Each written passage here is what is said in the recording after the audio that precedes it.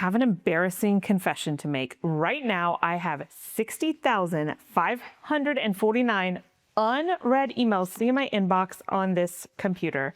And here's the deal. I'm not stressed about it, not even one little bit, because I know exactly what to do to reset it, and it only takes about a minute. So if your inbox looks anything like mine, or even if you just want to spend less time managing your email, then this video is for you. So here's the deal. If you have this many emails, you're never going to read them. So what we're going to do is declare email bankruptcy. Now there's two ways to do this. And the first way freaks most people out, myself included, and that is you could just delete them all. Probably nothing bad would happen, but most of us, myself included, are too nervous to do that. But there is another option that's just as fast, and that is we are going to archive them all. That means they disappear from our inbox, but they're still actually there. So let me show you exactly how to do this. Now I'm here in my Gmail. Now this can work in other email clients, but I'm showing you here on Gmail. I'm right here in my inbox, and I'm gonna select this little box up here. And you'll see that it selects all 50 conversations on this page. But what I'm gonna do is select all the conversations in the inbox. Don't worry about the fact that that number doesn't match up. That's just because some of them are actually read. So I actually have 68,737 in my inbox. All right, so all that is doing is selecting all of them. Then this is the magic. Look at how fast this is. This button right here, I'm gonna press it. And we're gonna confirm the bulk action. It's just saying you're doing this to a lot of emails. Are you really sure? Yes, I am really sure. Now, that went ahead and archived all of the emails in the inbox. Now, because this is so many, it's actually going to take it a while for this count right here to come down and for everything to disappear in here. It will, but it might take, with this many emails, it could be 30 minutes, an hour. It's going to take a while. That's okay. It's working on it and it's doing it. Now, let's talk about what happened to them, because you're probably breaking out in hives right now thinking, what if there's something in there that I need? It is still there. Let me show you how to find it.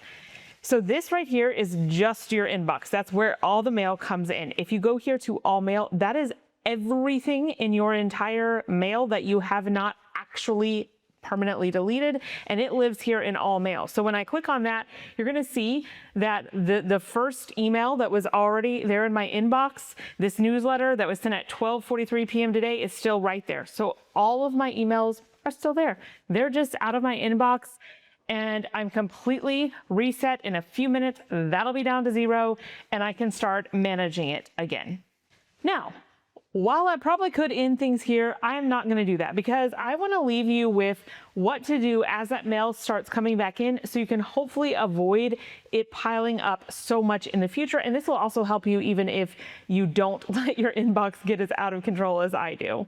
So I'm here in all mail, and I'm going to start going one by one at the top of this. And I recommend that you do a few of these a day, and you'll be surprised how much progress you make if you just do a few of these. This is easy to do while you're waiting for something, while you're watching TV at the end of the day. So I'm going to open this one up. Now, in this case, this is a newsletter, and most of the emails are, so this is not a personal email. This is not like my friend writing me. I don't even need it to ever hit my inbox. So you're going to have two choices when you come to one of these newsletters. You could either unsubscribe, there's usually a button right here, or you can go down the bottom of most newsletters and it will have an unsubscribe button. Do that if you don't want to get the email again, and be judicious. Do you really need to see the latest sale at Pottery Barn, or you just think you do? So let's say that I don't think that I care about this email anymore. I love this girl, but I follow her online. I don't need to keep getting her emails. So I'm going to say yes, unsubscribe me, but we're not going to actually stop there. So that already is stopping all those future emails. And you can see how fast that is. But I want to go ahead and delete permanently all of these newsletters, because I'm not going to go back and read them. And you might think, why do you want to do that? Like, it's already out of my inbox. Well, storage. So all of these emails take up storage. And if you're hitting your Google storage limits like I am, you're going to want to go ahead and delete them. So what I'm going to do is highlight the from email address. So I am moving the mouse. The cursor is right there at the beginning, clicking the mouse button and then dragging to the end letting go of the mouse. And so now it's highlighted. Then I press Control or Command C, depending on whether you're on a Mac or a PC, and that's got a copy to my clipboard. Then what I'm going to do is just click right in here to search mail, Command or Control V, and I'm going to hit return. Now this is finding me all of the emails in my mail anywhere, whether they're the inbox, all mail, whether they've been sorted to another folder, all of the emails from this person, and I can delete them all in bulk. Now, before I do this, I do want to issue one caveat. Okay, so think about, do you actually want to do this? In this case, I've never bought anything from this person. I don't even know if she sells products. These are all just newsletters. I'm completely safe to delete them. However, in some cases, it could perhaps include a receipt. So if I'd bought something, it might include a receipt that I want. It might include, for example, when people buy things from me, the same email address sends newsletters and also sends, here's where you can access your purchase. So you might want to protect those purchases first if there's anything that you actually need. Otherwise, I'm going to select this, and then I'm going to be able to delete all of these in bulk. So I just selected all of these on the page, and then I can click delete. Now it's only deleting that first page. So I'm going to select it again and go ahead and delete everything on this page. Now all those are completely gone. I never have to see them again.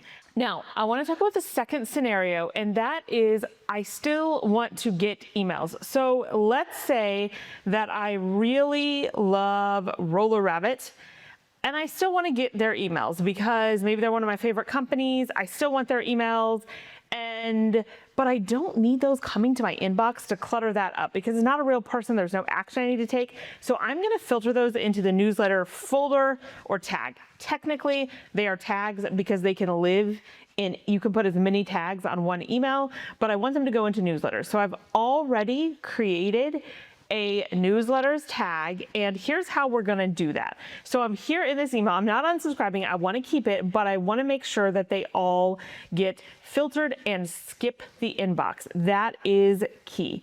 So I'm going to tap on more and then filter messages like these. And you can see that it's already gone ahead and done what it thought would filter the messages like these, and 95% of the time it is correct.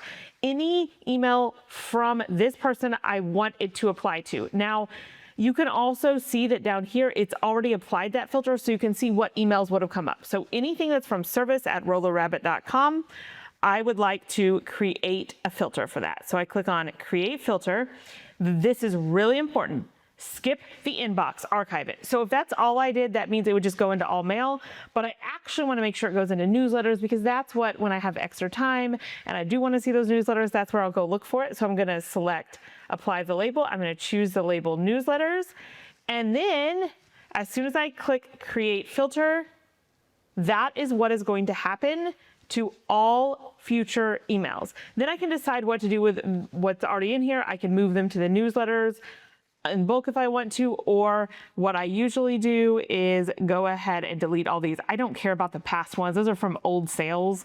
So I really just want to delete any of these. So we're going to click highlight all of them right here and click delete, and those are gone. So if you just go through all mail and do that a little at a time, what you're going to find is gradually over time, you will get less and less emails in your inbox that are just newsletters and far less volume, and you will be able to manage it better. And then if ever you get lazy like I have for a while and you start signing up for things and you don't bother to filter, you can always come back and declare email bankruptcy.